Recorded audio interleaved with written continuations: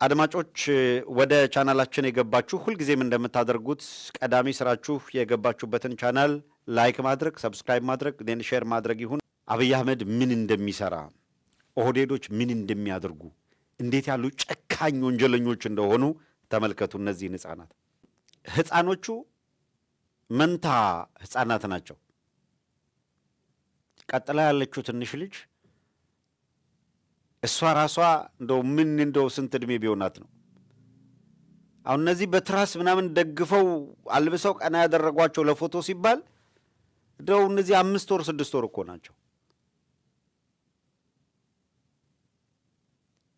ኤግዛክትሊ 6 ወር አልሞላትም ነው ያሉት እናት። 6 ወር ያልሞላትን እናት ባልሽ ፋኖ ነው ብለው ከነዚህ ከምታያቸው ህፃናት ልጆች ነጥለው እሷን ወስደው ደሴ ያስረዋል። እናትን ልጆቹን ባዶ ቤት ትተዋቸዋል። እነዚህ የምታዩቸው ህፃናት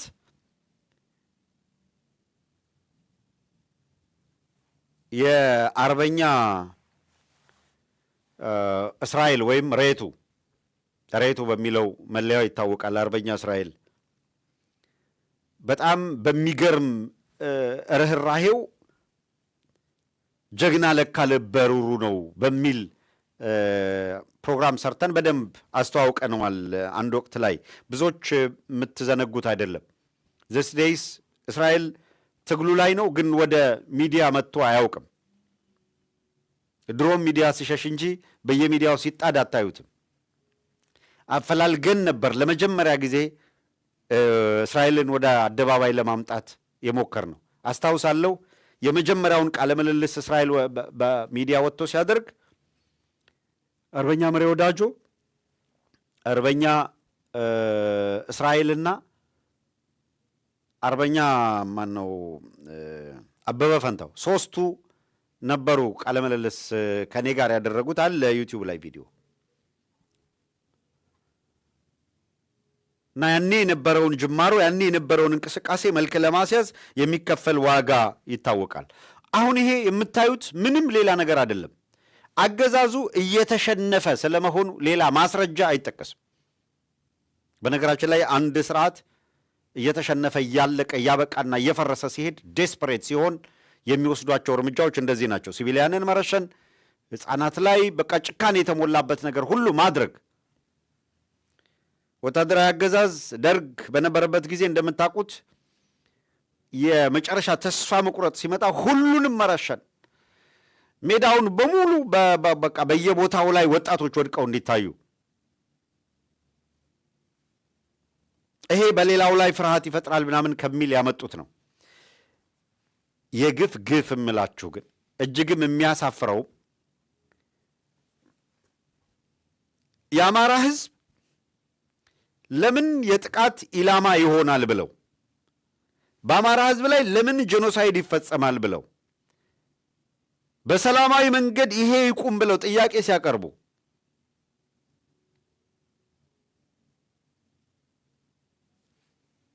እየታፈሱ በየእስር ቤቱ መሄድ ዕጣ ፈንታቸው ሆኖ እነ ሽመልስ አብዲሳ እንደ ህዝብ ያልቅስ ተውት፣ የት ይደርሳል ማረብ ስጡት ያልቅስ ሲሉ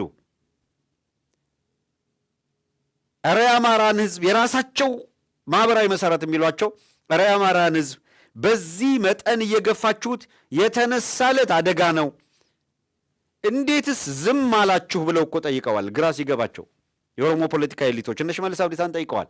በድምፅ ነው ማስረጃ ያቀረብንላችሁ። ሲጠይቁት ምንድን ነው የመለሰው? እናንተ ዝም በሉ፣ እኛ ባህር ዳር ተሻግረን ኮንፊውዝ የሚሆነውን ኮንፊውዝ አድርገን ኮንቪንስ የሚደረገውን ኮንቪንስ አድርገን ስራችን እየሰራን ነው ያለው። ዝም በሉና ስራችሁን ቀጥሉ፣ ለእኛ ተውት አለ። ይሄ ህዝብ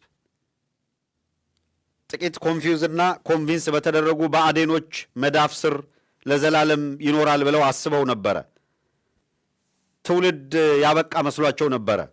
አማራ ማለት እናገኘው ተሻገር አድርገው ወስደው ሐሞት የሌላቸው አድርገው እነ ተመስገን ጥሩነህ ጀነራል ተፈራ እንዳለው ትርፍ አንጀት ብቻ የሆኑ እነዚህን አካላት ታሳቢ በማድረግ የአማራ ሕዝብ እስከ መጨረሻው አንገት ደፍቶ የሚኖር አድርገው ነው ያሰቡት። ብርሃኑ ጁላ ለዚህ ነው ከተሳሳተ ግምገማ ተነስቶ የአማራን ሕዝብ እንኳን ትጥቁን ሱሪውን እናስወልቃለን ቀበቶ እናስፈታለን ብሎ ዝቶ ነው የመጣው። ዝቶ የመጣው ብርሃኑ ጁላ ምንድን ነው የገጠመው? ዝቶ የመጣው ብርሃኑ ጁላ ዛሬ የላከው ሰራዊት ውልቅልቁ እንዴት እንደወጣ እናያለን። ውልቅልቁ በየቦታው ትላንት እንዳነሳንላችሁ ምርኮ ነው። በየቦታው እየተማረከ ነው። ያሰማራው ሰራዊት እየተበተነ ነው። ሲማረክና ሲበተንበት የሚከዳው ሲከዳው ሲጨንቀው አብይ አህመድ ዛሬ በነገራችን ላይ ለኤርትራ መልእክት ያስተላለፈው በትግረኛ ነው። የተወሰነውን ትሰሙታላችሁ። በትግረኛ መልእክት አስተላለፈ። ሁለት ነገር መመታቱ ነው ነገርየው። በአንድ ድንጋይ ሁለት ወፍ መሆኑ ነው። አንደኛው መልእክቱ ለትግራይ ነው። እንደምታውቁት እያንዳንዷን ስቴፕ በጥንቃቄ ተከታትሏት። ኤግዛክትሊ አብይ አህመድ አውዳሚ የሆነ ጦርነት ለማድረግና ትግራይ ላይ ኃይል ማዝመት ሲፈልግ እችን ስቴፕ ነው የተከተለው። እሱ ከደሙ ነፃ እንደሆነ አድርጎ ሽማግሌ ላኩኝ አለ። ከዛ ሌሎች ሁለተኛ ስቴፕ፣ ሶስተኛ ስቴፕ ለዓለም አቀፍ ማህበረሰቡ ጥሪ ያቀረብኩ አለ። እሱ ሰላማዊ እንደሆነና ሌሎች ግን ጦርነት እንደሚወዱ ተናገረ። ታምር ቢመጣ ጦር እንደማያዘምት ማለ፣ ዛተ። ማዘናጊያ ነበረ። ይህንን ሁሉ ስቴፕ ተከትሎታል። መጨረሻ ላይ ደግሞ 2-3 ጊዜ ቃለ ምልልሶችን በትግረኛ አደረጋቸው። በነገራችን ላይ አስተውላችሁ ከሆነ አብይ አህመድ በኦሮምኛ የሚፈልገውን መልእክት ዴሊቨር የሚያደርገው ኦሮሚያ ሲሄድ ነው። በትግረኛ መልእክት የሚያስተላልፈው ግን መቀሌ ሲሄድ አይደለም። እንደው አስተውላችሁ ከሆነ በትግረኛ መልእክት የሚያስተላልፈው ያው ሬዲዮ አሸክመውም ቢሆን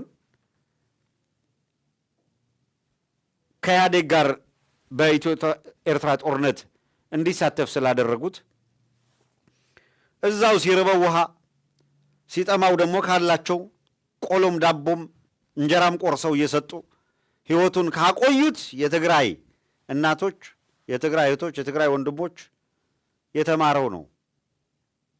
ከየት ያመጣዋል ትግረኛውን? እዛው በነበረበት ጊዜ ያችኑ አጎለዳድፎ መልሶ እነዛው ያንኑ ማህበረሰብ ለመፍጀት እየተጠቀመበት ነው ትግረኛውን። ክፋቱ ልክ አልባ ነው፣ መጠን አልባ ነው በእውነቱ።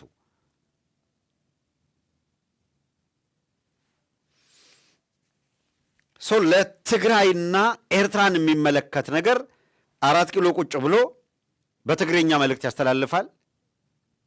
አሁን ዛቻውም ምናምኑም ሌላውም ነገር ማህበረሰቡም ጋር ይድረስ ነው ነገርየው። አንድ ፓራዶክስ አለ። ትግራይ ላይ ያለውን ወጣት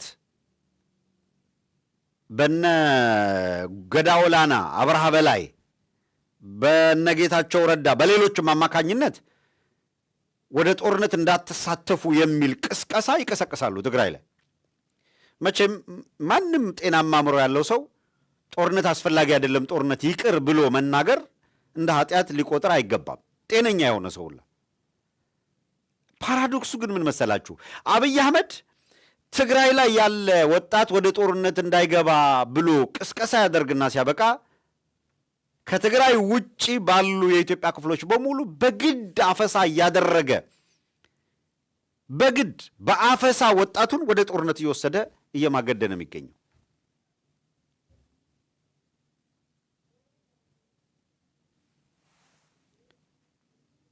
ሰው ህፃናት በጣም አንድ ፍሬ ልጆች ለጦርነት ማገዶነት መልምሎ እያቀረበ እያስፈጀ ነው።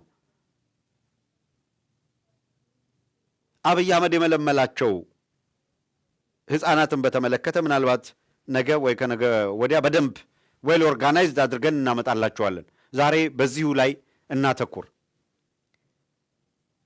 ቅድም ያሳየዋችሁ ህፃናት አሁንም እንድታስተውሉ ነው።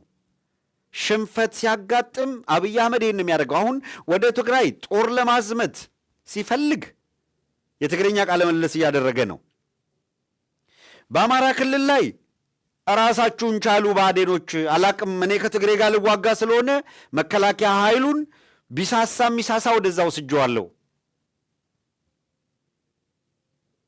ወደ ከተማ እየመጣ የፋኖ ኃይል ከተቆጣጠረ እናንተ እዛው ተቋቋሙ ብሏቸዋል። መቋቋም ካቀታቸውስ እናንተ የምትመሩትን መንግስት የምትሉትን የወረዳ የዞን የከተማ ጽሕፈት ቤቶች ይረከባሉ። ፋኖች ከተረከቡት እንዳያስተዳድሩት አውድሙ ብሏቸዋል። ፋኖ ገባ ወደ ከተማው ሲባል ሲሰሩበት የነበረውን ጽሕፈት ቤት ሁሉ እያወደሙ ይሸሻሉ።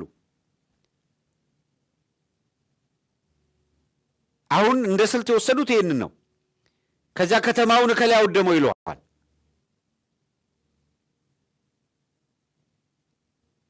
የእስራኤልን የፋኖ እስራኤልን ልጆች አስሮ ደሴ የወሰደ መግቢያ ያጣ ፈርስትሬት ያደረገ አብይ አህመድ ልክ እኔ ምን አይነት ጉድ እንደሆነ ይገርመኛል። አስተውሉ። የአማራ ሕፃናትን በድሮን ጨፍጭፎ በጅምላ በተቀበሩ ማግስት የእስራኤልን ልጆች እናንተ የፋኖ ልጆች ናችሁ ብሎ የ5 ወር የ6 ወር ያልሞላቸው ሕፃናትን ባዶ ቤት በትኖ እናታቸውን እስር ቤት አድርጎ ለመደራደር ነው የፈለገው። አርበኛ እስራኤል ሬቱን ለማግኘት ሞከርኩኝ። የሆነ ያለው ነገር ምንድን ነው? አንዳንድ ነገሮች ሰምቼ ነበረ። እናም የደረሰብህ ነገር ትክክል ነው ወይ? ሕፃናቶቹን ይዞ ሚስትህን አስሮ እና እንደ ኮሎኔል ፋንታሁን 4 ኪሎ ግባ፣ እንደ ማስረሻ ሰጤና ከርተህ ተቀላቀል እየተባልክ ነው። የመደራደሪያ ምክንያት እያደረጉት ነው፣ እንደራደር እያሉ ነው የሚል ሰምተናል። ይህ ነገር ትክክል ነው ወይ ብለን ጠየቅ ነው። የቀጥታ የሰጠኝ ምላሽ የልጆቹ ታፍኖ መወሰድ ትክክል ነው። ማን ነው የባለቤቱ? ልጆቹ ባዶ ቤት የ5 ወር 6 ወር ሕፃናት ባዶ ቤት ተጥለዋል። መንታ ሕፃናት ቴኬር የሚያደርጋቸውም ሰው የለም። አብራ ያለችውም ሕፃን ልጅ ገና በጣም ሕፃን ናት። እንደምታዩት የጎረቤት ሰዎች ናቸው ሕፃናቶቹን ለማቆየት እንግዲህ አሁን በዚህ የተወደደ ኑሮ ያላቸውን ነገር ለማድረግ እየሞከሩ ያሉት። አሁን ለሕፃናቱ እነዚህ ወተትም መግዣ ከባድ ነው። ጎረቤት ልጆቻቸውን ያስተምሩ፣ ልጆቻቸውን ይቀልቡ ወይስ ምን ያድርጉ?